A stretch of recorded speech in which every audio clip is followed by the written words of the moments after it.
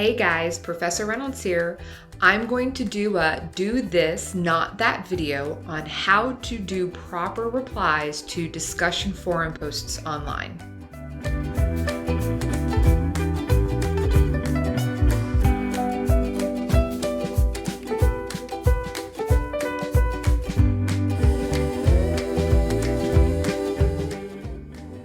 In the debate of nature versus nurture, I'm going to pick the side of nature or your genetics. And I think that genetics are more important than environment because you can have DNA that basically leads to you developing heart disease.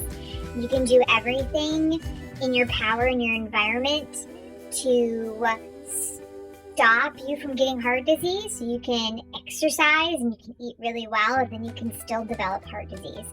So that leads me to believe that DNA or genetics or nature is more important than nurture. And I got this information from page 57 in the book, which talks specifically about environments and DNA interactions.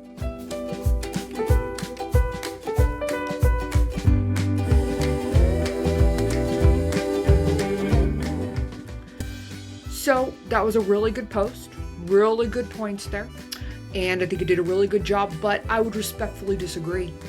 And if you look in the chapter material, you'll read that environment or nurture is actually really important. And that's because think about identical twins, same DNA, and then you take those kids and you raise them in two different homes, two different environments. One of them might end up developing diabetes and the other one just fine. And so I would say that environment's probably more important than genetics. I agree.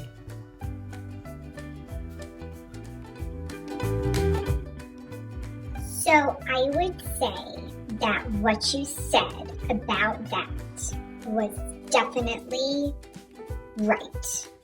And I agree with it. And good job.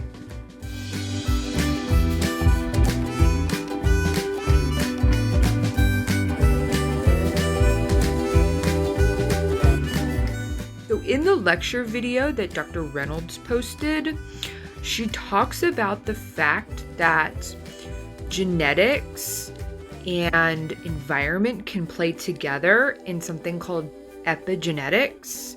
And so this leads me to believe that it's probably a combination of both genes, which is nature, and environment, which is nurture, that makes us who we are. So I would say great job on that post.